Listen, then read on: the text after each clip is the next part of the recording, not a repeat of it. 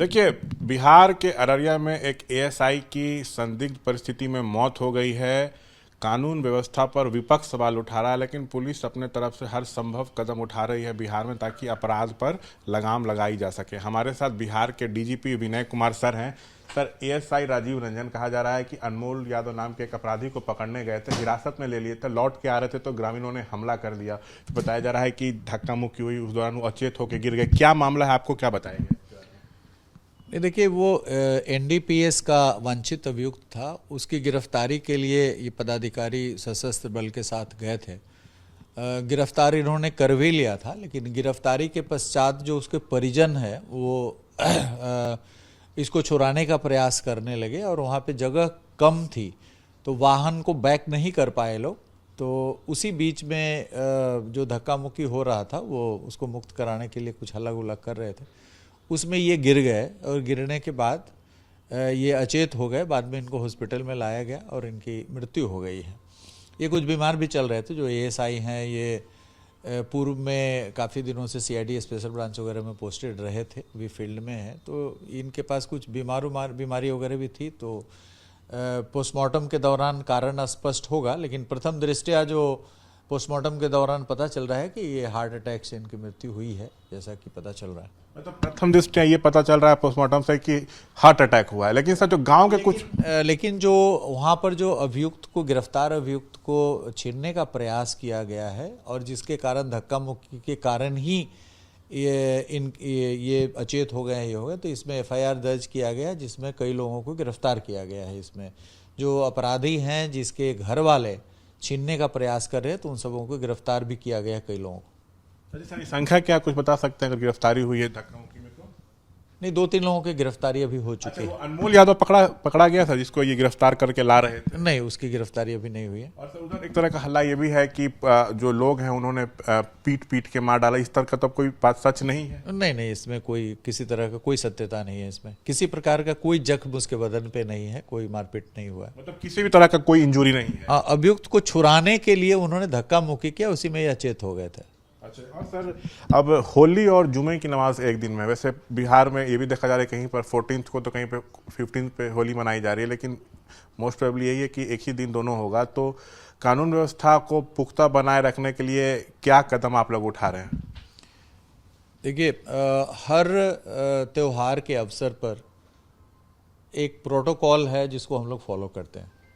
जैसे जो उस त्योहार के अवसर पर पूर्व में जितने सारे कांड दर्ज हुए हैं, उसमें जो संलिप्त रहे हैं उन पर प्रिवेंटिव एक्शन 126 और 135 बीएनएसएस के तहत कार्रवाई की जाती है, बाउंड डाउन कराया जाता है।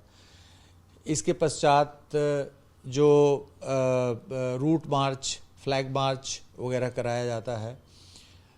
इस अवसर पर थाना स्तर पर और जिला स्तर पर शांति समिति की बैठक की जाती है और लोगों से अपील की जाती है। उसमें प्रॉपर तरीके से उनका सिग्नेचर रहता है और वो अपना अमन और सौहार्द कायम करने के बिंदु पर उनसे अपील की जाती है और वो सभी सहमत भी होते हैं। जो शरारती तत्व हैं उन पे सोशल मीडिया के माध्यम से भी मॉनिटरिंग की जाती है, ताकि किसी प्रकार का अफवाह, अनावश्यक जो तथ्य पे आधारित सूचनाएं नहीं है उसको पोस्ट नहीं करें। सोशल मीडिया पे ट्रोलिंग भी की जा रही है। जितने संवेदनशील पॉइंट्स हैं उन पर मजिस्ट्रेट्स और पुलिस की प्रतिनियुक्ति की गई है। इसके लिए हमें 6 कंपनी केंद्रीय बल भी प्राप्त हुए हैं जिसको संवेदनशील जिलों में प्रतिनियुक्त किया गया है। तो सभी प्रकार की एहतियाती कार्रवाई की गई है और हम लोग सजग हैं कि किसी प्रकार की घटना ना हो। एक कोइंसिडेंस है कि 14 को जुम्मा का नमाज भी है और कई जगह होली भी मनाया जाएगा। हालांकि ज़्यादातर जगह पे जैसे मिथिला वगैरह क्षेत्र से भी पता चल रहा है कि 15 को ही मनाया जाएगा, पटना में भी ज़्यादातर 15 को ही मनाया जाएगा।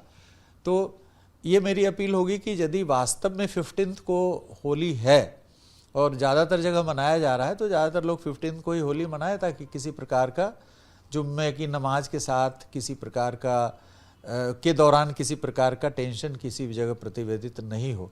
लेकिन यदि 14 को भी मनाते हैं तो उसके लिए प्रशासन पूरी तरीके से तैयार है। अश्लील गानों पे हमने लिखित आदेश निर्गत किया है कि यदि अश्लील गाने कहीं पे भी बजते हैं डीजे पे तो उस पर एफआईआर दर्ज करा जाए और उस पर कानूनी कार्रवाई की जाए। और अभी एक जनप्रतिनिधि एक ज़िले के उन्होंने इस तरह से किया था, उन पर एफआईआर आज ही दर्ज हुआ है।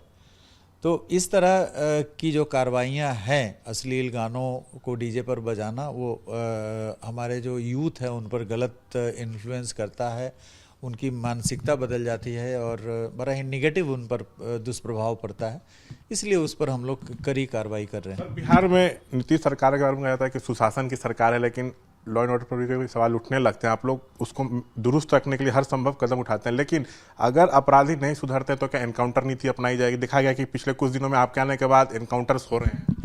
नहीं, देखिए, कोई एनकाउंटर की नीति नहीं होती है। जैसे हमारे कानून में प्रावधान है कि यदि अपराधी पुलिस पर वार करते हैं तो पुलिस भी सेल्फ डिफेंस में वो फायर करती है। कभी कभी ऐसा होता है कि पुलिस फायर नहीं करती है और अपराधी फायर करके निकल जाते हैं। तो हमारा ये है कि जो कानून के तहत जो हमें शक्ति मिली है कि यदि अपराधी आप पे फायर कर रहे हैं या अपराधी भाग रहे हैं तो अपराधी को अपने वश में करने के लिए हम न्यूनतम बल का प्रयोग कर सकते हैं। तो न्यूनतम बल का प्रयोग करना हो या आत्मरक्षा में इसमें कार्रवाई करनी हो तो ये नियम संगत है, उन नियम संगत कार्रवाई की जा रही है। कोई ऐसी पॉलिसी नहीं होती है, ये सिचुएशन पे डिपेंड करता है कि किस प्रकार की परिस्थिति वहाँ पे उत्पन्न हुई। अब जैसे अभी आपने देखा कि हाँ, कई घटनाएं हुई हैं जिसमें अपराधकर्मी घटना करने के बाद पलायन कर रहे होते हैं। तो पुलिस की नीति होती है कि जो पलायन कर रहे हैं अभियुक्त तो उसको हम लोग अपदस्थ करें। अपदस्थ करने के लिए आइदर आप उसको जो मोटरसाइकिल से या 4 पहिया वाहन से जा रहा है तो उसमें उसके वाहन में के टायर में आप शूट करें या उस तरह की कार्रवाइयाँ करें ताकि मिनिमम बल का प्रयोग करके हम उसकी अरेस्ट को मुकम्मल कर सकें। तो ये कानूनी प्रावधान में है, लेकिन ऐसा कुछ नहीं है कि हम कोई अपराधी को एक नीति बनाए कि हम मुठभेड़ की कोई नीति नहीं होती है। मुठभेड़ की परिस्थितियां बनती है तो उस तरह की, तो उसमें कानून के दायरे में रह करके हम लोग कार्रवाई करते हैं। बहुत शुक्रिया। तो ये थे बिहार के डीजीपी बातचीत करते हुए। कैमरा पर्सन विशाल राय के साथ मैं Shashank Kumar, ABP news, Patna. For exclusive and insightful videos, subscribe to our new channel ABP Live Premium.